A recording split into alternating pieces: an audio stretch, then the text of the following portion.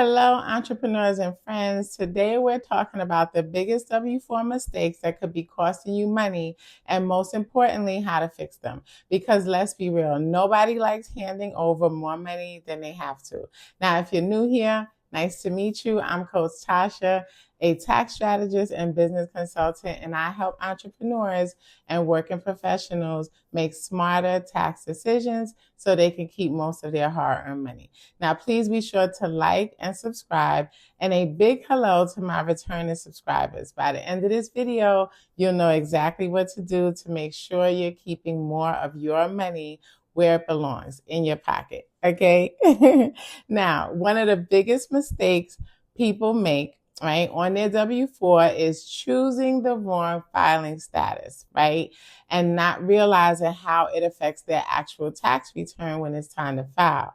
Now, when you fill out a W-4, you have to pick a filing status, and the 3 check boxes are single, which is single or married filing separately. That's like one check box. Married filing jointly, and then head of household.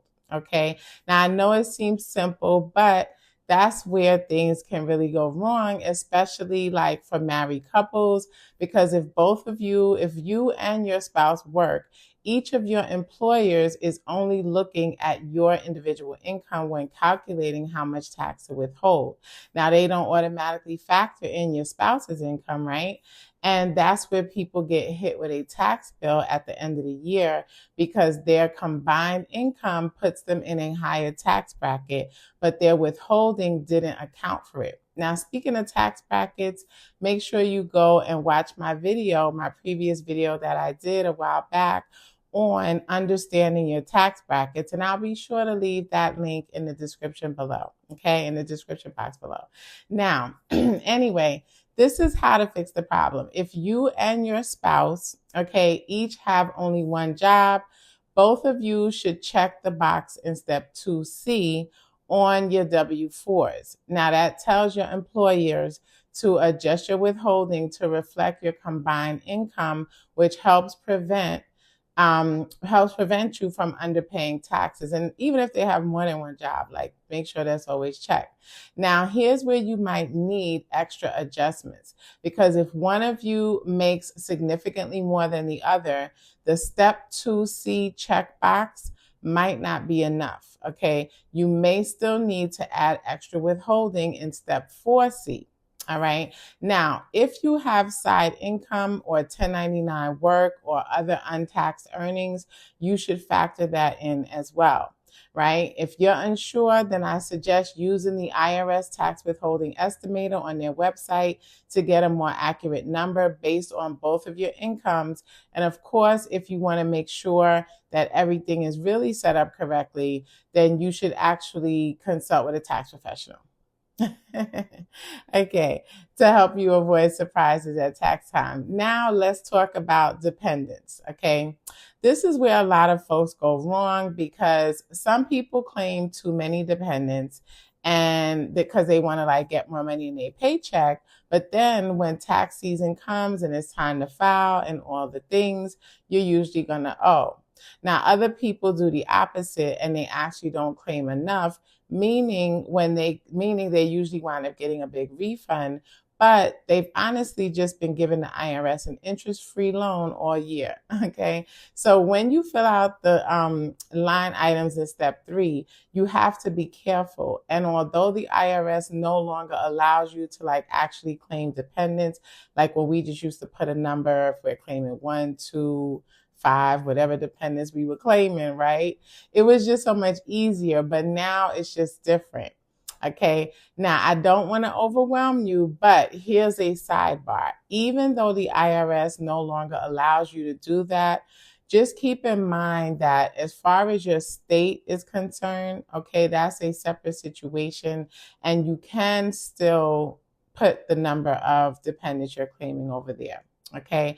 Now, the next mistake is not updating your W-4 after a major life change. Life happens, right? But what a lot of people don't realize is that when life changes, so should your W-4, okay?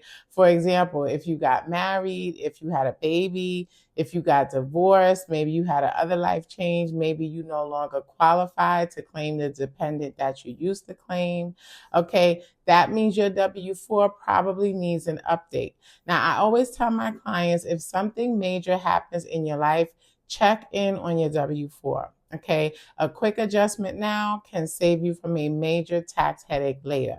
Also, sometimes it's a good idea to check at the beginning of the year to see if the form had any changes, because honestly, in the past years, when they went changing the forms, people were all messed up, right? Because things had changed on the form. So everything was just wrong, and the amount of taxes that were being withheld was just wrong. Okay. So the next mistake is for my side hustlers, freelancers, and anyone who has additional income sources, right?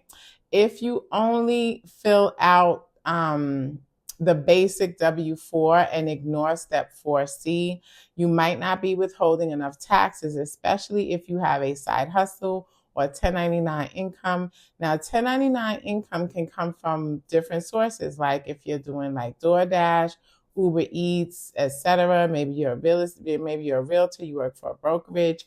And even if you're paid as an independent contractor for the company that you're working with, okay?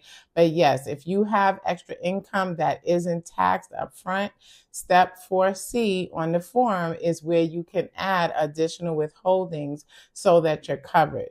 Now, this is a simple way to avoid underpayment penalties and that dreaded tax bill at the end of the year. And if you don't want to use step 4C for that purpose, then you may want to consider making estimated tax payments throughout the year.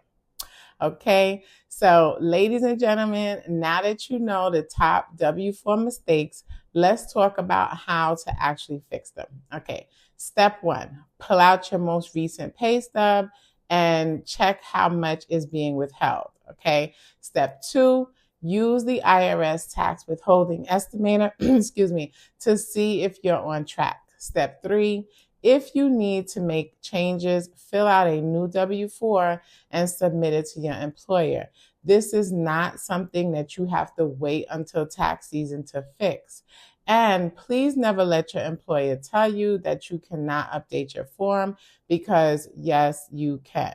All right. Now, step 4, you want to make sure that you review your paycheck stubs regularly, especially like if your income changes. All right. Oh, and before I forget, if you want to get a better handle on your taxes overall, so you actually understand the forms that you're filling out, make sure you check out my new ebook, okay, Understanding Your Taxes, Key Terms Explained. It's a quick and easy 25-page guide that breaks down not just key tax terms, but also the differences in important tax forms and like those confusing this versus that comparisons. I explain it in plain English so that you'll never feel lost when tax season comes around. And honestly, it's just a great resource to have throughout the year. Now, you can grab it using the link in the description below and also in the pinned comment below. All right, now I want to hear from you, okay? Have you ever made a W-4 mistake that ended up costing you?